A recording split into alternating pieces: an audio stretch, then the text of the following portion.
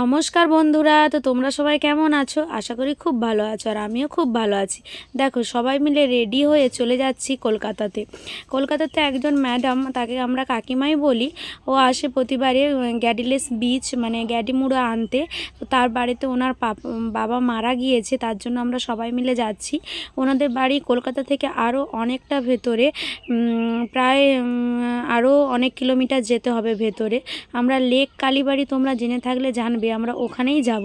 Lake কালীবাড়িতেই ওনাদের একটা flat 10 তলাতেই অনুষ্ঠানটা হচ্ছে। দেখো, সবাই মিলে কথা বলতে বলতে চলেও এলাম, এবং ওনার পাপার এখানে শ্রাদ্ধর কাজ হচ্ছে। দেখো, খুব সুন্দরভাবে ফুল দিয়ে সাজিয়েছে, কত লোক, কত আয়োজন, খুব সুন্দর।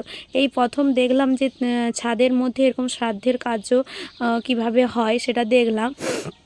অনেক অভিজ্ঞতাও হলো। কথা বলতে বলতে আমাদের খাওয়া স্টার্ট হয়ে যায়। এই যে আমাদের ড্রাইভার, আমার মাসিমণি, আমার মেয়ে, আমি সবাই মিলে খেতে বসে গেছি। তারপর খাওয়া দাওয়া কমপ্লিট করে তাদেরকে বাই বাই করে সবাই মিলে নিচে নেমে এলাম।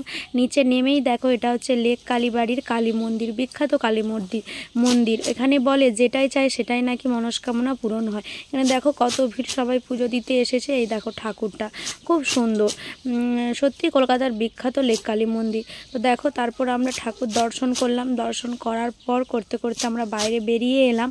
বাইরে বেরিয়ে আবার গাড়ির মধ্যে উঠে গেলাম। তো প্রচণ্ড রৌদ্র ছিল সেই টাইম সেখানে, তাই গাড়িতে উঠে এসিটা অন করতেই জীবনটা এলো মনে হয়। তারপর দেখো, গাড়িতে যাওয়ার পর এই যে বাইরের ভিউটা দেখো, ঠিক এই রকম। সব জায়গাতে কলকাতার রাস্তার মধ্যে বাঁশ দিয়ে প্যান্ডেল হওয়া শুরু হয়ে গেছে দুর্গোৎসবের জন্য। দেখো, কলকাতার রাস্তাটা দিনের বেলা জাস্ট ভিউটা একবার দেখো কেমন লাগছে, তোমাদের অবশ্যই বলবে। ব্রিজটা দেখো, কত চারপাশে ব্রিজ। এই ব্রিজগুলো দেখলে কি বোঝা যাচ্ছে কোন ব্রিজটা কোন লাইনে যাবে, কোন রাস্তাটা কোন দিকে যাবে।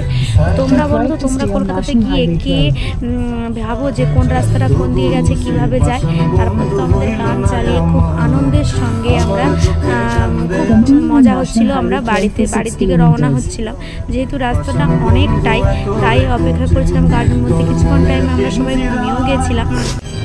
দেখো, তারপরে এটা রাতের কলকাতা। দেখো, রাতের কলকাতাটা দেখো কেমন খুব সুন্দর লাগছিল, আলোর মধ্যে ড্রাইভিং দারুণ। ওয়াও, কেউ যদি রাতের কলকাতাতে ঘুরতে যাও, ড্রাইভিং করো, অবশ্যই ভালো লাগবে।